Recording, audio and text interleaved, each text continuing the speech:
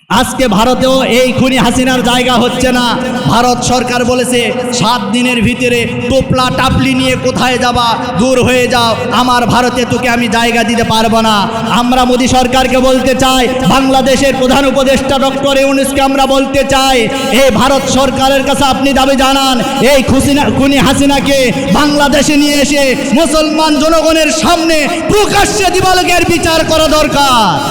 শুধু তাই নয়, বিচার তো করলেই হবে না, বিচার করলেই হবে না, যাদেরকে দীর্ঘ 12টি বছর 15টি বছর আয়না ঘরের ভিতরে বন্দি করে রেখেছে, এই খুনি হাসিনাকে উলঙ্গ করে ওই কন্ডেম সেলের ভিতরে রাখতে হবে।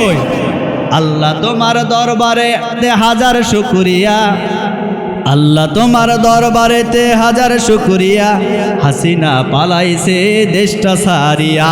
কথা বলেন, কথা বলেন।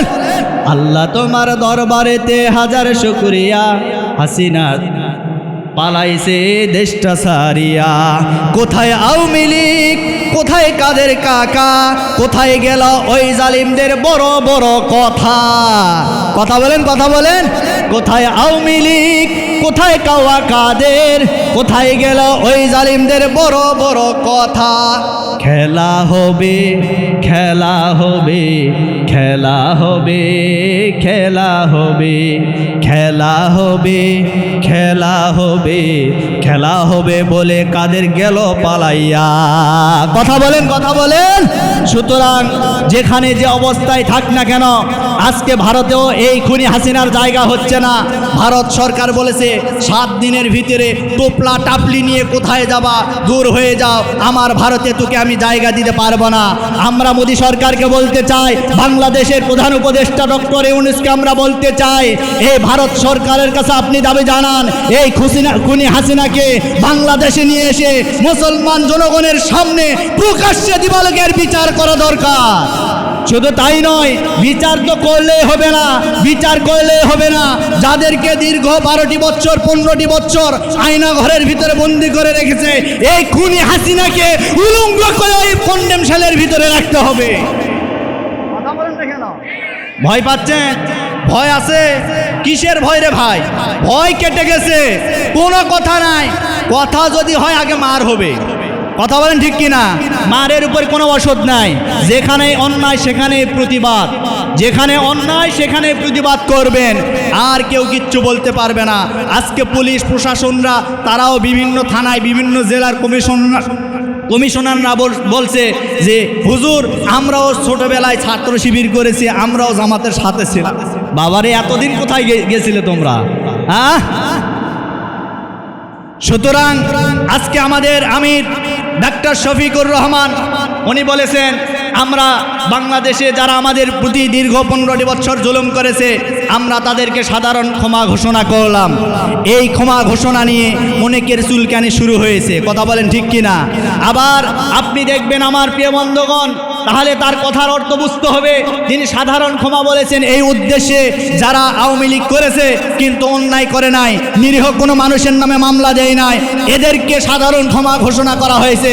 কিন্তু যারা আওয়ামী লীগের দোষর হয়ে যারা শয়তানি করেছে, মিথ্যা মামলা মানুষদের নামে দিয়েছে, হয়রানি করেছে, এরপরে জনগণের টাকা আত্মসাৎ করেছে, এরপরে জনগণদেরকে নিরীহভাবে অন্যায়ভাবে হত্যা করেছে, এদের বিচার বাংলার জমিনে হবে, এক চুল ছাড় দেওয়া হবে না।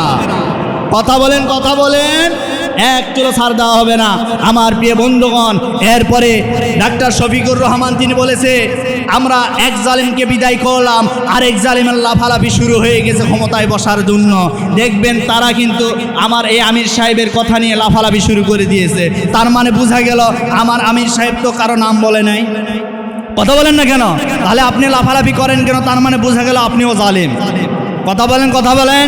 সুতরাং হে গোবিন্দগঞ্জের মুসলমান, হে গাইবান্ধার মুসলমান, আমি স্পষ্ট ভাষায় বলতে চাই, এক জালিম বিদায় হয়েছে, আরেক জালিম যেন ক্ষমতায় বসতে না পারে, এই প্রতিজ্ঞা করে, এই শপথ করে আজকের মাহফিল থেকে আমাদেরকে বিদায় নিতে হবে। কথা বলেন ঠিক কিনা? কারা কারা পারবো তো হাত তুলে আল্লাহকে দেখায়। সম্মানিত ভাইরা আমার, তাহলে আমরা বলতেছিলাম, ইসলাম মানবে যারা জুলুমের শিকার হবে ইসলাম মানবে যারা বিপদে পড়বে তারা, ইসলাম মানবে না যারা বিপদে পড়বে না তারা। সুতরাং আপনাদেরকে বুঝতে হবে কারা মুমিন কারা মুনাফিক, মুনাফিকদেরকে চিহ্নিত করতে হবে। আপনার এলাকায় দেখবেন এক সময় তাদের হয়ে আপনার নামে মিথ্যা মামলা দিয়েছে, আপনার নামে বিভিন্নভাবে জুলুম নির্যাতন আপনার উপরে করেছে, আপনার ঘর বাড়িতে আক্রমণ করেছে। এই যে জুলুম নির্যাতন করলো এর ক্ষমা কখনো তারা পাবে না। কথা বলেন ঠিক কিনা? সুতরাং আমার নবী যে মক্কা বিজয় করেছে, মক্কা বিজয় করার পরে তিনি 15 জনের নামের লিস্ট করেছিল। তিনি বলেছিল, ঘোষণা দিয়েছিল, এই 15 জনকে যেখানে যে অবস্থায় পাবা তাকে সরাসরি হত্যা করে ফেলবা। তার মানে বোঝা গেল এরা সবচাইতে বেশি ইসলামের ক্ষতি করেছিল। কথা বলেন ঠিক কিনা? আজও বাংলাদেশে যারা গ্রেফতার হয়েছে, এই যে দেখেন বাপরে বাপ, জীবন বাঁচানোর জন্য দাড়ি পর্যন্ত কাটছে রে ভাই। কথা বলেন, কথা বলেন। দরবেশ বাবা সালমান এফ রহমান, এই সালমান এফ রহমান দাড়ি পর্যন্ত চেঁচে পালানোর চেষ্টা করতেছিল। সাথে ছিল আনিসুল হক। এই আনিসুল হককে যখন গ্রেফতার করছে, করার পরে যখন ধরে নিয়ে যাচ্ছিল, তখন আনিসুল হক বলতেছিল, তোমরা খেলে আমাকে ধরবা, হক ধরবা না। বলে ওটা আবার কে? বলে ওটা কে মানে দেখো তোমার দাদু। কথা বলেন ঠিক কিনা?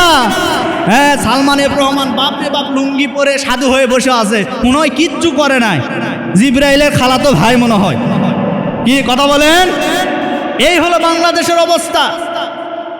এজন্য আমরা বলতে চাই, তার মানে বোঝা গেল এখান থেকে যে তারা শুধুমাত্র দাড়ি রেখেছিল মানুষদেরকে বোকা বানানোর জন্য।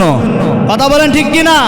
সুতরাং আমি আপনাদেরকে দেখতহীন কণ্ঠে বলতে চাই, আগামীর বাংলাদেশ ইসলামের বাংলাদেশ, আগামীর বাংলাদেশ দাড়ি টুপিওয়ালার বাংলাদেশ, আগামীর বাংলাদেশ কোরআনপন্থীদের বাংলাদেশ।